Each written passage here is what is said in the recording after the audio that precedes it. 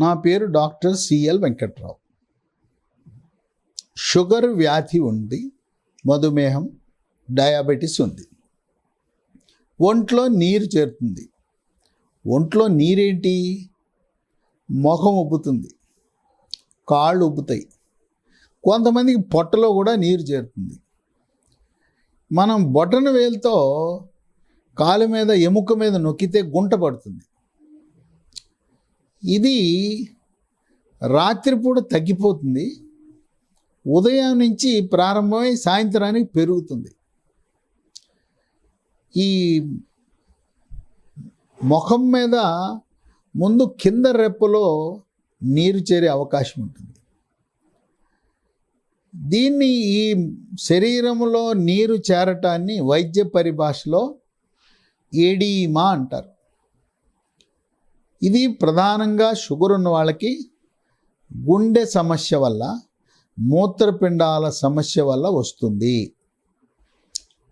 షుగర్తో సంబంధం లేకుండా కాలేయము జబ్బులు ఉన్న వారికి కూడా శరీరంలో నీరు చేరుతుంది. కాలేయం చెడిపోవడానికి ప్రధాన కారణం మద్యపానం, దీర్ఘకాలికంగా ఎక్కువ మోతాదులో సేవించడం. 2, వివిధ జబ్బుల వల్ల కామెర్లు వచ్చి వైరస్సుల ప్రభావం వల్ల కూడా కాలేయం దెబ్బతిని కాలేయము గట్టిపడి తదుపరి కాలేయములో బుడిపెలు ఏర్పడి సిరోసిస్ అనే వ్యాధి వల్ల కూడా శరీరంలో నీరు చేరుతుంది. షుగర్ వ్యాధి వల్ల గుండె దాని ప్రభావం ఉంటుంది. షుగర్ ప్రభావం గుండె మీద ఉంటుంది. ఏ రకంగా ఉంటుంది? గుండె కండరాలకు రక్తము సరఫరా చేసే కరోనరీ ధమనులలో కొవ్వు, చెడు cholesterol, bad cholesterol, LDL cholesterol పేరుకుపోవచ్చు.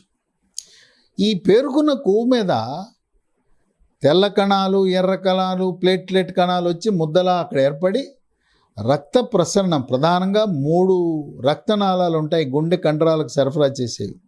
3 మూసుకుపోవచ్చు, 1 కానీ 2 కానీ మూసుకుపోవచ్చు. ఆ విధంగా గుండె కండరాలకు రక్త సరఫరా తగ్గినప్పుడు కండరాలు బలహీనపడి ఆ పంపింగ్ కెపాసిటీ తగ్గిపోతుంది. ఆ పంపింగ్ కెపాసిటీ సాధారణంగా 60 నుంచి 70% ఉండాలి. ఈ రక్త ప్రసరణ కరోనరీ ధమనంలో తగ్గినప్పుడు పంపింగ్ కెపాసిటీ 30-40కి పడిపోయే అవకాశం ఉంది. ఈ పంపింగ్ కెపాసిటీ గుండెకు స్కానింగ్ చేయటం ద్వారా, గుండెకి స్కానింగ్ని 2D ఎకో అంటారు. గుండెకి స్కానింగ్ చేస్తే ఈ పంపింగ్ కెపాసిటీ తెలుస్తుంది. పంపింగ్ కెపాసిటీని వైద్య పరిభాషలో ఈఎఫ్ అంటారు, ఎజెక్షన్ ఫ్రాక్షన్ అంటారు. అది గుండె యొక్క పనితీరుని మెరుగుపరుస్తుంది. ఎవరికైతే గుండె కండరాలకు రక్త సరఫరా తగ్గి ఈఎఫ్ పంపింగ్ కెపాసిటీ తగ్గిందో వాళ్ళకి ఒంట్లో నీరు చేరుతుంది. ఇదే కాకుండా కొంతమందికి గుండె సాగిపోతుంది. గుండె సాగిపోవటం అనేది పుట్టుకతో గుండె సాగిపోయి ఉండొచ్చు. షుగర్ వ్యాధి ప్రభావం వల్ల కూడా ఈ గుండె సాగిపోయి ఉండొచ్చు. ఈ గుండె సమస్యల వల్ల మనకు ఒంట్లో నీరు చేరినప్పుడు ఈసీజీ పరీక్ష, 2D ఎకో పరీక్ష, మరి నీరు చేరి ముఖము, కాళ్ళకి, పొట్టలో నీరు ఉన్నప్పుడు వాళ్ళు బెల్ట్ మీద చేసే పరీక్ష టీఎంటీ అనే ట్రెడ్మిల్ పరీక్ష చేయలేరు. ఇది గుండె సమస్యల వల్ల ఈ నీరు చేరచ్చు. ఇక మూత్రపిండాలు, షుగర్ వ్యాధి ఆహార నియమాలు సరిగా పాటించిన వాళ్ళకి, బరువు తగ్గని వారికి, ట్యాబ్లెట్లు సక్రమంగా వాడని వాళ్ళకి, కొంతమంది షుగర్ వ్యాధిగ్రస్తులకు ఎండోక్రైనాలజీ డాక్టర్, సూపర్ స్పెషలిస్టు మీరు ట్యాబ్లెట్ కాదండి ఇంజెక్షన్ వేసుకోవాలి, ఇన్సులిన్ వేసుకోవాలని చెప్తే, అమ్మో మాకు భయం అండి, నాకు చేత కాదండి, ఇది మేము గుచ్చుకోవాలంటే నాకు భయం, నాకు వద్దు, ఇన్సులిన్ వద్దు, ట్యాబ్లెట్లతో పెట్టండి, కొత్త రకాల ట్యాబ్లెట్లు ఇవ్వండి అని ప్రాధేయపడతారు. ఇక కుదరదు, తప్పనిసరిగా వాడాలంటే ఇటువంటి షుగర్ వ్యాధిగ్రస్తులు ఏం చేస్తారంటే డాక్టర్లను మారుస్తారు, హాస్పిటల్ను మారుస్తారు. నాకు ఎవరైతే ట్యాబ్లెట్ ఇస్తారో వాళ్ళే కావాలంటారు. సరైన నియమాలు పాటించిన వాళ్ళు, సక్రమంగా మందులు ఇన్సులిన్ వాడని వాళ్ళకి మూత్రపిండాలు పాడైపోతాయి. మూత్రపిండాలు పాడైపోయినట్టు ఎలా తెలుస్తుంది? మూత్ర విసర్జన చేసేటప్పుడు బాగా తెల్లగా నురుగు వచ్చేస్తుంది, విపరీతమైన నురుగు వస్తుంది. విపరీతమైన నురుగు వచ్చిందంటే తెల్లగా మూత్రపిండాల నుంచి ఆల్బుమిన్ అనే మాంసకృతులు లీకేజ్ అవుతాయి. మూత్ర పరీక్ష చేసినప్పుడు ఎవరికైనా కూడా ఆల్బుమిన్ నిల్ ఉండకూడదు. ఆల్బుమిన్ 1+, 2+, 3+ ఉందంటే మనము ఈ ఆల్బుమిన్ అనే ప్రోటీను మాంసకృతులు మూత్రపిండం ద్వారా లీక్ అవుతున్నాయి. షుగరు వ్యాధి వల్ల మూత్రపిండాలు దాని ప్రభావం చూపించి చెడిపోవటాన్ని వైద్య పరిభాషలో డయాబెటిక్ నెఫ్రోపతి అంటారు. ఈ డయాబెటిక్ నెఫ్రోపతి వల్ల మూత్రపిండాలు క్రమేణా దెబ్బతిని రక్త పరీక్ష చేసినప్పుడు బ్లడ్ యూరియా అనేది సాధారణంగా 40 మిల్లీగ్రాముల కంటే తక్కువ ఉండాలి. క్రియాటినిన్ 1 మిల్లీగ్రామ్ కంటే తక్కువ ఉండాలి. యూరియా పెరిగిపోతుంది. ఈ క్రియాటినిన్ 1 కాదు 5, 6కి వెళ్ళిపోతుంది. తర్వాత సోడియం, పొటాషియము ఎలక్ట్రోలైట్స్లో కూడా మార్పు వచ్చి పొటాషియము గణనీయంగా దాని పరిమాణం పెరిగిపోతుంది. ఈ డయాబెటిక్ నెఫ్రోపతి కిడ్నీలు షుగర్ వల్ల పాడైనప్పుడు పొట్టకు చేసిన అల్ట్రాసౌండ్ స్కానింగ్లో కూడా దాని ప్రభావం గమనించవచ్చు. ఈ విధంగా గుండె జబ్బు వల్ల, షుగర్ వల్ల గుండె జబ్బు వస్తుంది, షుగర్ వల్ల మూత్రపిండాల జబ్బు వస్తుంది. ఈ ఒంట్లో నీరు చేరుతుంది. నీరు చేరినప్పుడు ఉప్పు తగ్గించి వాడాలి.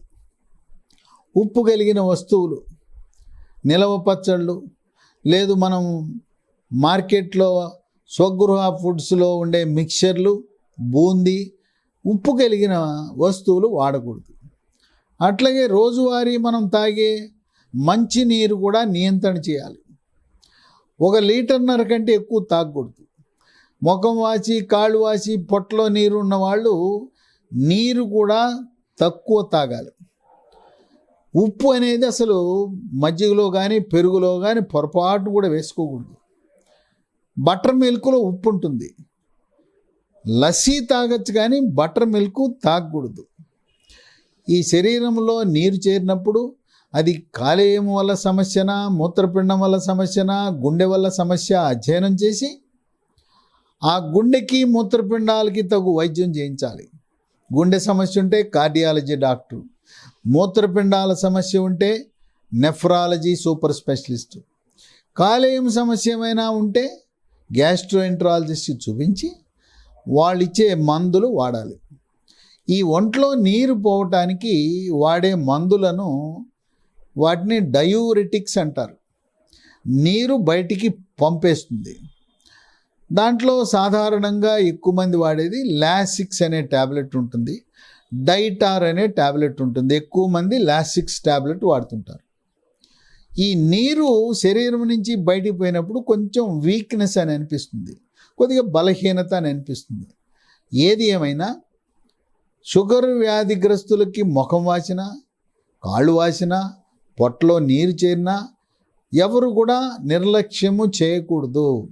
తక్షణమే దానికి తగు పరీక్షలు చేసి ఏ కారణం వల్ల నీరు వస్తుందో అధ్యయనం చేయాలి.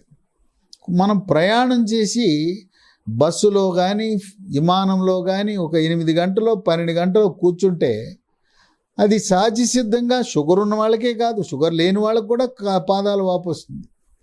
ఏదో ప్రయాణం చేసి కూర్చుని ప్రయాణం చేసినప్పుడు వచ్చిన వాపుని మనం తీవ్రంగా పరిగణించవలసిన అవసరం లేదు. అది దానంతరకదే పోతుంది.